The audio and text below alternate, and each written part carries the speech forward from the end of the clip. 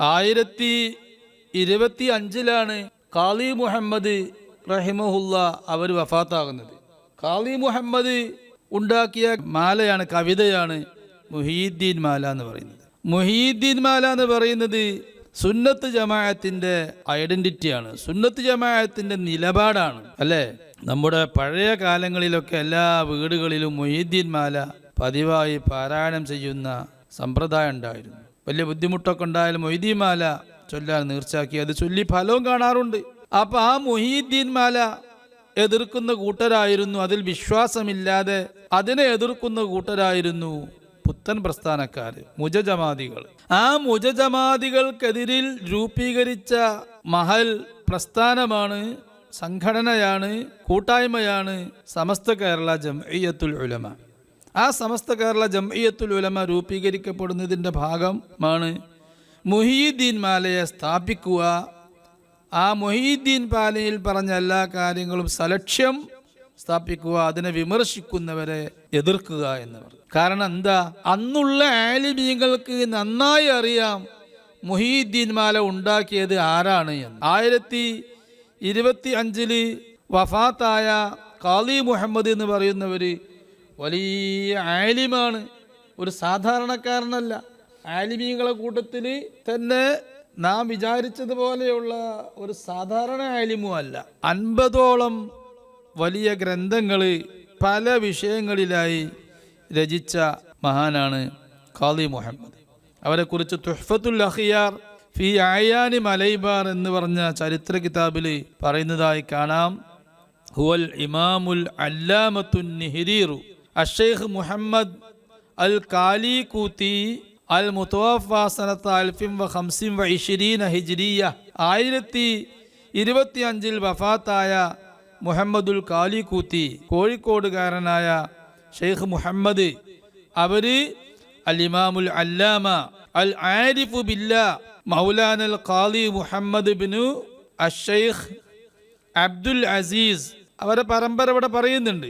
അവര് കാന മാഹിറൻ വബാരിഅൻ ഫീ കുല്ലിൽ ഉലൂമി വൽ ഫുനൂൻ, എല്ലാ വിജ്ഞാന ശാഖകളിലും നൈപുണ്യം നേടിയ വലിയ ആലിമായിരുന്നു. മാഹിറൻ, വലിയ മഹാനായിരുന്നു, ആലിമായിരുന്നു ഖാലി മുഹമ്മദ്.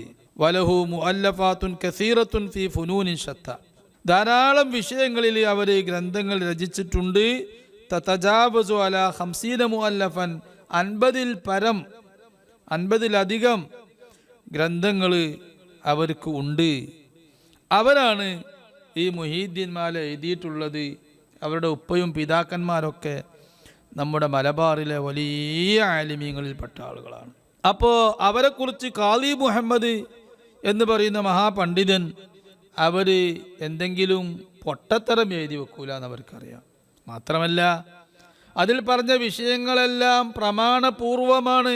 അത് ഒന്നും ബുദ്ധിക്ക് നിലക്കാത്തതോ സുന്നത്ത് ജമാഅത്തിന് അംഗീകരിക്കാൻ പറ്റാത്തതോ ആയ വിഷയം ഖാലി മുഹമ്മദ് തങ്ങൾ എഴുതിയ മുഹീദ്ദീൻ മാലയിൽ ഇല്ലാന്ന് അക്കാലത്തുള്ള ആലിമീങ്ങൾക്കൊക്കെ അറിയാം. അതുകൊണ്ടാണ് അവർ മുഹീദ്ദീൻ മാല അത് സുന്നത്ത് ജമാഅത്തിൻ്റെ ഒരു നിലപാടാണ്. മുഹീദ്ദീൻ മാലയുള്ള എല്ലാ കാര്യങ്ങളും എന്താണ് സുന്നത്ത് ജമാഅത്തിന് ചോദിച്ചാൽ അത് മുഹീദ്ദീൻ മാലയിൽ പറഞ്ഞ വിഷയങ്ങളൊക്കെ അംഗീകരിക്കൽ തന്നെ സുന്നത്ത് ജമാഅത്ത്. അപ്പോൾ ആ മുഹീദ്ദീൻ മാല ഇന്ന് മുജജമാദികൾക്ക് അതിൽ വിശ്വാസം അന്നേ ഇല്ല, അവരുടെ ഇന്നുമില്ല. അവരുടെ എപ്പോഴുമുള്ള മുജജമാദികളുടെ വിമർശനത്തിൽ നമ്മുടെ കൂട്ടത്തിൽപ്പെട്ട ചിലരും പെട്ടുപോകുന്നുണ്ടോ എന്ന് സംശയമുണ്ട്.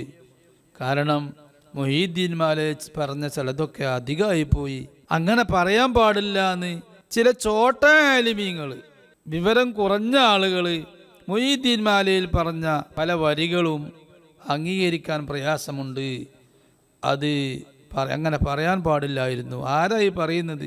കിതാബിലൊക്കെ പറഞ്ഞ വിഷയങ്ങളെ അതിൽ പറഞ്ഞിട്ടുള്ളൂ. അത് ഓരോന്നും നമുക്ക് സമർത്ഥിക്കാൻ പറ്റും, സാധിക്കും. അതിനെക്കുറിച്ചൊന്നും ഒരു ഐഡിയവുമില്ലാത്ത, ഒരു അവബോധവുമില്ലാത്ത ആളുകളാണ് പറയുന്നത്. വലിയ ആലിമീങ്ങളെ പോലെ പറയാണ് മുഹീദ്ദീൻ മാലി പറഞ്ഞ ആ വരി അധികമായിപ്പോയി. അപ്പോൾ അത് തികച്ചും നമ്മുടെ നിലപാടിൽ നിന്ന് തെന്നിപ്പോവലാണ്. അള്ളാഹു തആല നമ്മളെ കാക്കട്ടെ.